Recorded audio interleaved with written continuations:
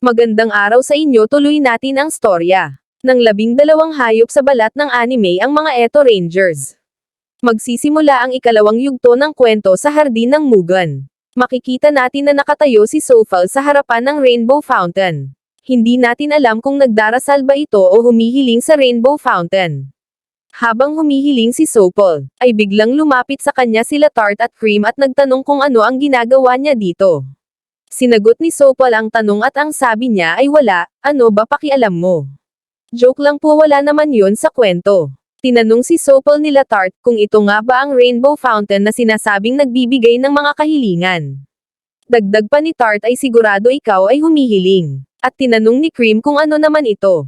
At sinagot naman ito ni Sofal na sa totoo lang ay nais na nitong umibig. Samantala sa ikalaliman ng dagat, ay muling nagpakitang nakatayo ang reyna ng mga GRA monsters o mas magandang tawagin nating mga mahihinang nilalang. At nag-utos muli sa kanila na ipakita sa mga residente ng Mugen, ang tunay na kahulugan ng kawalang pag-asa. At nag-transform na nga ang mga ito para maging bowl ang kumikislap at lumipad ang kanilang team patungo sa Novel Pole. Agad namang naramdaman ito ng ating mga bida dahil nagkislapan ang kanilang mga badge na may simbolo ng mga numero. Dali-dali silang ipinatawag ni Prinsesa Aura at nagbigay ng isang importanteng announcement. May panibagong atake na naman ang nagaganap sa Novel World. At nagsalita nga si Powell kung ito ba ay isa na namang GRA monster, ipaubaya mo na ito sa amin Prinsesa Aura, dagdag pa ni Powell. Sila ay pumasok muli sa loob ng Mechanical Pegasus na si Kirinda. At sinimulan ng paikutan ang roleta ng kapalaran. Kung saang Novel World sila susunod na pupunta. At lumabas na nga sa roleta ang Year of the Chicken, Month of Boar at Hour of the Ox. Ang naging resulta nga ay ang mundo ni Cinderella. Ang kawawang si Cinderella ay nakatanggap ng tulong mula sa kanyang fairy godmother at dumalo sa sayawan sa kastilyo. At ang mga sumusunod naman na pangyayari ay kahanga-hanga, dugtong pa ni Cream. Kaya ginamit ng prinsipe ang salamin na tsinelas na binitawan ni Cinderella bilang bakas at natagpuan siya. At namuhay sila ng maligaya. Ang mga sumunod nga na nangyari ay pinaikot na ni Kirinda ang roleta ng kapalaran upang piliin kung sino ang mga miyembro na ipapadala. At ang maswerteng napili ay sina Bakumaro, Pakaraki, Nyorori, Soufflé, at ang cute na namang si Cream. At sinabi nga ni Kirinda sa kanila na hanggang 2 araw lang ang pananatili nila sa Novel World. At kung hindi sila makakabalik sa oras na sinabi ay hindi na sila makakabalik habang buhay. Sabay sabi ni Bakumaro na hindi naman daw ito magtatagal na ibig sabihin ay madali nila itong malulutas. At inihulog na nga sila ni Kirinda sa kalangitan. Samantala sa kanila palang pagdating ay napansin ni Nyorori na nawawala si Soufflé.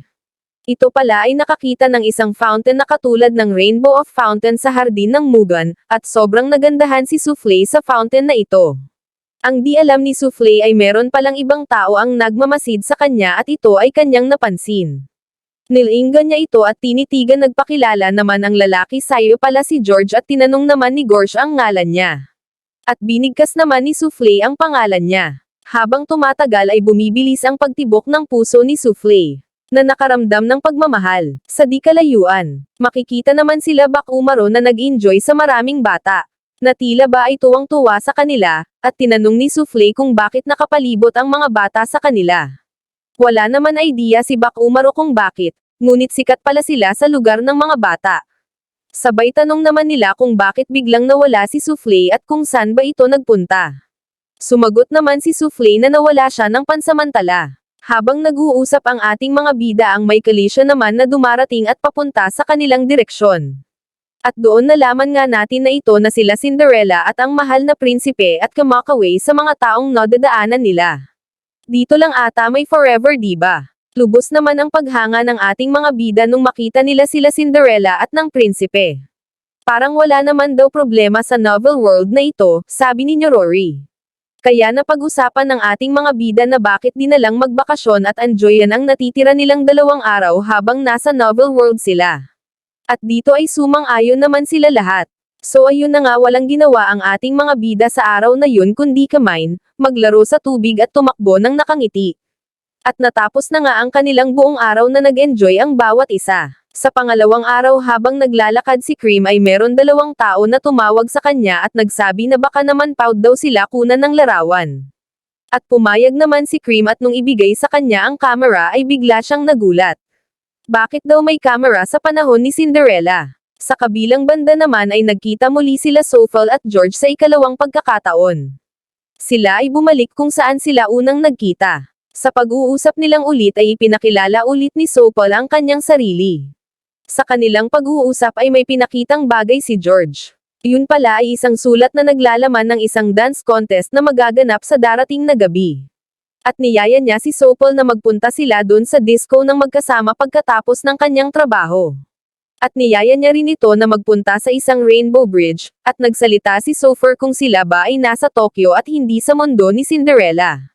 Bigla naman naputol ang kanilang usapan nang biglang dumating si Pakaraki. Upang sabihin na meron daw kakaibang nangyayar. Kaya nagpa siya sila Cream na magtanong sa iba kung asan ba talaga silang lugar. At dito meron nga silang nakitang magkasintahan at itinanong nga nila kung asan sila. At sinagot naman sila ng dalawa na nasa Tokyo Mouseland sila. At sobrang ikinagulat ng ating mga bida na nasa Tokyo Mouseland lang pala sila. Kagagawa ng GRA Monster kung bakit naging ganito ang mundo ni Cinderella na naging amusement park. At hindi nila ito kagad napansin mula nung unang dumating sila dito. Isang malaking problema ang bigkas ni Rory. Kaya sila ay naghanap at umikot sa bawat sulok ng paligid ng amusement park.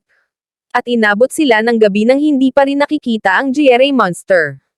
2 oras na lang at 5 minuto ang natitira sa kanilang oras, sabi naman ni Rory. Sa may bandang gilid ay tahimik naman nakatayo si Sophal at hawak-hawak ang papel na ibinigay sa kanya ni George. At agad naman itong kinuha ni Cream sa kanya at ipinakita sa kanilang mga kasamahan. At nakasulat nga sa papel ay ang disco contest na magaganap sa gabing ang sayawan na iyon ay gaganapin sa kastilyo, sabi ni Bakumaro kay Rory. Ang ibig sabihin nito ay ang GRA Monster ay posibleng pupunta dito, bigkas ni Bakumaro. Samantala sa loob ng kastilyo na nagaganap na sayawan ay makikita si Cinderella na nakatingin sa orasan, at ang sabi niya sa sarili ay kung hindi siya makakaalis sa kastilyo bago mag-alas 12 ay di niya aabutan ang kotse. Samantala napansin ng prinsipe si Cinderella na naglalakad sa malayo at tinawag niya ito. At niyaya niya ito kung proud sila magsayaw. Habang magkausap sila ay nakikita pala ng mga pinsan ni Cinderella at ng kanyang madrasta ang nangyayari. Si Cinderella at ang mahal na prinsipe ay sumayaw nga ng sumayaw at makikita sa kanilang dalawa ang tuwa at saya. Sana all na lang talaga. Tumigil si Cinderella nang marinig niya ang tunog ng orasan. At nagsabi na kailangan na niya umalis, kung hindi ako umalis nang mabilis mamimiss ko ang kotse ko, wika pa ni Cinderella. Ay siya nga ay tumakbo palabas ng kastilyo, agad naman hinabol ng mahal na prinsipe si Cinderella at pinatitigil niya ito. Habang tumatakbo si Cinderella ay dito na nga niya naiwan ang isang pares ng kanyang suot na salamin na tsinelas. At nung dadamputin na ito ng prinsipe ay may biglang sumipa sa kanyang likuran. Sinipa pala siya ng madraste ni Cinderella. Gusto pala ng madraste niya na sirain ang isang pares ng salaming tsinelas at kung magkaganon nga ay hindi na magkikita pa silang muli. Nung oras na itatapon na ang salaming tsinelas ay biglang may liwanag na pumalibot sa mukha ng madraste ni Cinderella. At lumabas nga sa madraste ni Cinderella ang malaimpaktong GRA Monster. Agad naman tinanong niya ang mga ito kung sino ang may gawa ng liwanag dahil nakita ang pangit niyang anyo. At dito na nagpakilala ang ating mga bida bilang mga Eto Rangers. Meron na lang 5 minuto na natitira ang ating mga bida. At doon nilabas na ni Bakumaro ang kanyang bagong sandata na binigay sa kanila ni Momotaro. Agad naman sinabihan ni Cream si Pakaraki na tulungan si Bakumaro. Agad naman naglabas ito ng kanyang sandatang boomerang at ibinato sa malaimpaktong halimaw. Ngunit baliwala ang mga ginawa nilang pag-atake sapagkat makunat ang balat ng halimaw. Kaya muling nilabas ni Bakumaro ang Spirit Mirror at itinaas ang kanyang kamay para magtawag ng isa pang makakatulong sa laban. At dito tinawag niya ang pangalan ni Drago. Mabilis na nag-teleport papunta sa kanila si Drago. At pagdating niya ay bigla siyang nag-transform sa pagiging dragon. Naglabas ng malakas na hangin si Drago sa pamamagitan ng kanyang pakpak at tila napapa-atras naman ang halimaw sabay hiwa ng mga kamay ni Bakumaro gamit ang kanyang lightsaber. Agad naman naging bowl ang espiritu ang halimaw upang tumakas sa kanila. Kaya agad tinawag ni Bakumaro si Kirinda, at gaya nung unang yugto si Kirinda ay naglabas ng sonic wave at tumama ito sa halimaw.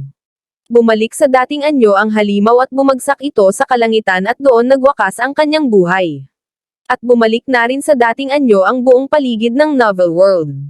Samantala sila ay napatigil sa kasiyahan dahil nakita nila ang orasan. Kaya dali-dali silang tumakbo kay Kirinda. Pero biglang napatigil si Sofal dahil naalala niya si George. At makikitang tinatawag saya ni George patakbo papunta sa kanya at sinabihan niya si Sofal nang mahal niya ito. Bigla naman tumulo ang luha ni Sofal habang tumatalikod kay George. At habang tumatakbo si Sofal ay biglang natanggal ang isang pares ng kanyang sapatos. Sumigaw si George kay Sofal na lagi niya itong iisipin at nangako. Nagpasalamat si Sofal kay George habang inaangat ni Kirinda si Sofal patungo sa Mechanical Pegasus, at dito naglaho si Kirinda sa mundo ni Cinderella. At sa loob naman ng Mechanical Pegasus na si Kirinda, malungkot na nagsalita si Sofal na sobrang sakit ng puso niya sa pag-ibig. Bigla naman lumapit sa kanya si Tart at binigyan niya ng bagong pares ng tsinelas si Sofal dahil nga naiwan ang isang pares ng sapatos niya kay George. Ipinasuot niya ito kay Sofal at sinabing maghanda sa susunod. At masaya namang bumalik ang ngiti ni Sofal, at nagpasalamat si Sofal sa mga ito. At dito nagtatapos ang kwento natin sa mundo ni Cinderella. Sana ay nagustuhan nyo ang ikatlong yugto ng ating kwento ng pakikipagsapalaran ng mga Eto Rangers. Kaya huwag kayo mawawala sa susunod nating episode. Maraming salamat po.